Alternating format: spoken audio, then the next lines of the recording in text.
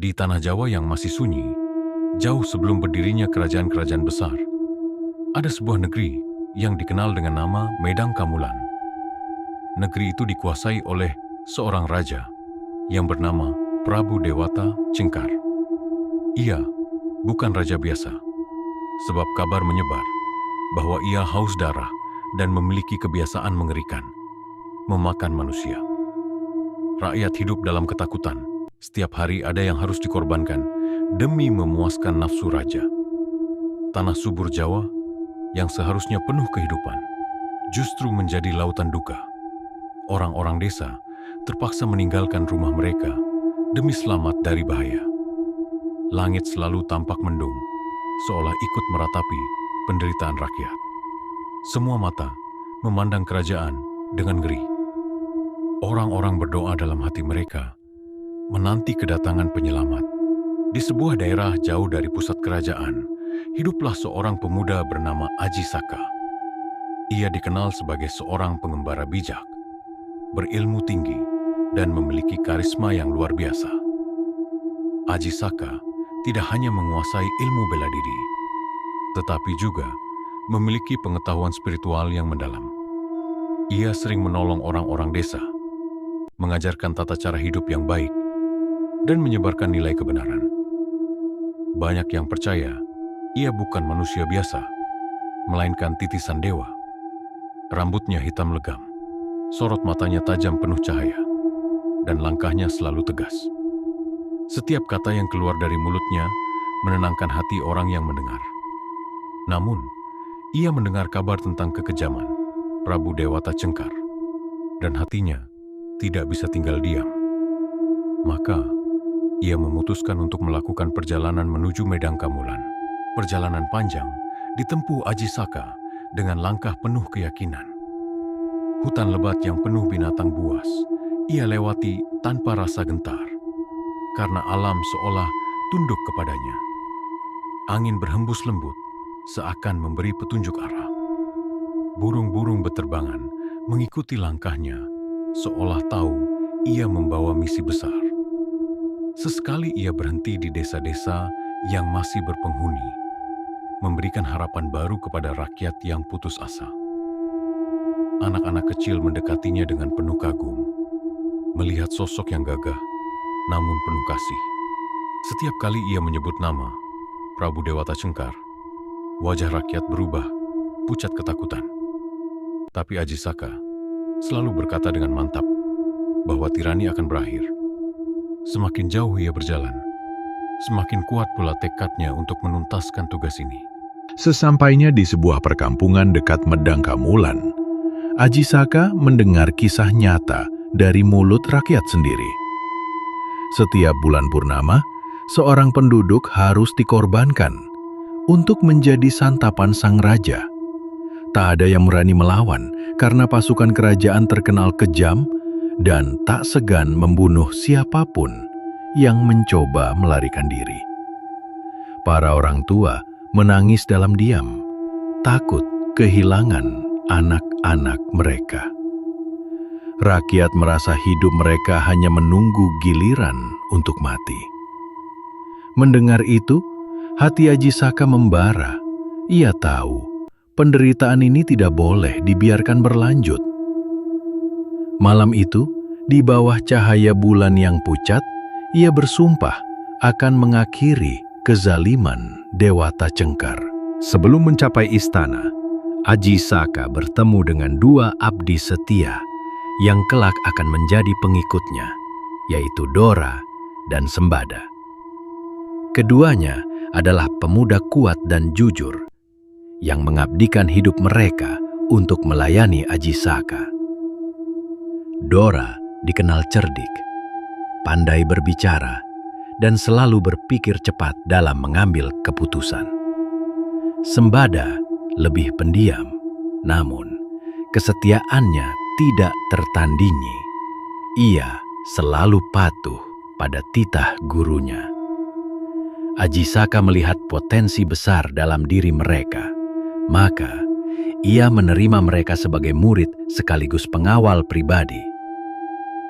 mereka bertiga berjalan bersama menuju jantung kekuasaan Medang Kamulan dengan hati penuh keberanian. Setibanya di gerbang kerajaan, suasana terasa mencekam. Dinding batu menjulang tinggi, dihiasi patung-patung menyeramkan yang melambangkan kekuatan Dewata Cengkar. Penjaga-penjaga kerajaan menatap penuh curiga, namun Ajisaka tidak gentar. Dengan langkah tenang, ia masuk dan menyatakan ingin bertemu dengan raja. Berita tentang kedatangan pemuda asing yang penuh wibawa itu segera sampai ke telinga Dewata Cengkar. Raja yang haus darah itu tertarik. Ia ingin tahu siapa yang berani datang menantangnya. Maka, pertemuan pun diatur. Di dalam istana yang megah namun suram, Prabu Dewata Cengkar duduk di atas singgasana emasnya. Tubuhnya besar, wajahnya menyeramkan, matanya merah menyala seperti api. Senyumnya memperlihatkan deretan gigi tajam yang biasa digunakan untuk merobek daging manusia. Ruangan itu dipenuhi aroma anyir darah yang membuat orang biasa hampir pingsan. Namun Ajisaka tetap tenang, menatap lurus ke arah sang raja. Dewata Cengkar menyeringai, merasa mendapat santapan baru yang segar. Ia bertanya dengan suara menggelegar, "Siapa kau? Berani sekali masuk ke hadapanku." Ajisaka menjawab dengan suara mantap, "Aku Ajisaka, pengembara yang datang membawa kebenaran. Aku mendengar kekejamanmu, dan aku tidak akan diam melihat rakyat menderita. Aku datang untuk menantangmu, wahai raja." Suasana istana mendadak hening. Para prajurit terkejut mendengar keberanian pemuda itu. Dewata Cengkar tertawa terbahak-bahak. Suaranya menggema ke seluruh ruangan. "Anak muda, kau kira siapa dirimu? Aku penguasa yang ditakuti semua orang, dan kau akan segera menjadi santapanku," katanya dengan angkuh. Tapi Ajisaka tetap tidak gentar sedikit pun. Pertarungan pun tak terelakkan. Dewata Cengkar maju dengan langkah berat.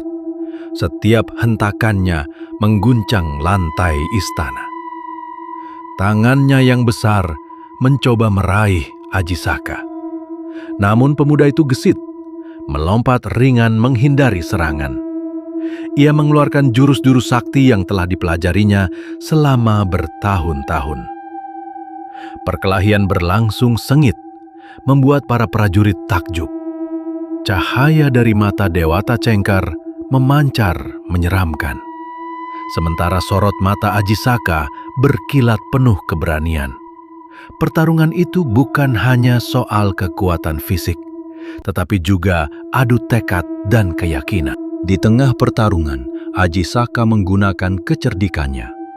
Ia tahu Dewata Cengkar sombong dan serakah, maka ia berkata, "Wahai raja, sebelum aku kalah atau kau kalah, mari kita buat sebuah perjanjian. Jika kau benar-benar penguasa, tunjukkan padaku kemurahan hatimu. Berikan aku sebidang tanah yang seluas ikat kepalaku, maka aku akan menyerah tanpa perlawanan." Dewata Cengkar tertawa terbahak-bahak, menganggap permintaan itu tidak masuk akal. Baginya, selembar ikat kepala tak berarti apa-apa dibanding kekuasaannya. Maka dengan angkuh, ia menyetujui tantangan itu. Ajisaka lalu melepas ikat kepala putih yang melilit di kepalanya. Ia meletakkannya di tanah, dan perlahan-lahan kain itu mulai merentang. Semula hanya seukuran telapak tangan, lalu melebar menjadi sejengkal, lalu satu hasta, lalu terus membesar. Semakin lama, ikat kepala itu menjulur panjang, meluas, dan membentang seperti naga putih raksasa. Prajurit kerajaan ternganga menyaksikan keajaiban itu. Dewata Cengkar pun mulai heran. Tetapi gengsinya membuat ia tetap membiarkan kain itu merentang. Hingga akhirnya ikat kepala itu menutupi seluruh negeri Medang Kamulan. Saat ikat kepala itu semakin meluas, tiba-tiba tanah bergetar hebat. Awan hitam bergulung di langit, angin bertiup kencang membawa suara gaib yang menggema. Dewata Cengkar terjebak dalam lingkaran kain putih yang terus mengikat tubuhnya. Semakin ia melawan, semakin kuat ikatan itu menjerat. Aji Saka mengucapkan mantra, dan dengan sekejap, Dewata Cengkar terseret ke tepi samudera. Tubuhnya yang besar dilemparkan jauh ke dalam lautan. Ombak bergemuruh menelan sang Raja Lalim ke dalam perut bumi. Sejak saat itu, kekuasaan kejamnya berakhir. Rakyat Medang Kamulan bersorak penuh kegembiraan. Tangis bahagia pecah di mana-mana. Orang-orang berpelukan karena bebas dari tirani yang menakutkan. Mereka memuja Aji Saka sebagai pahlawan, seorang pembebas yang datang dari kejauhan. Nama Aji Saka segera harum ke seluruh penjuru negeri. Anak-anak bernyanyi menyebut namanya, sementara para tetua desa berdoa memohon agar keberkahannya tetap menyertai tanah Jawa. Dalam waktu singkat, Aji Saka diangkat sebagai Raja baru Medang Kamulan. Pemerintahannya menjanjikan harapan baru bagi rakyat yang telah lama menderita.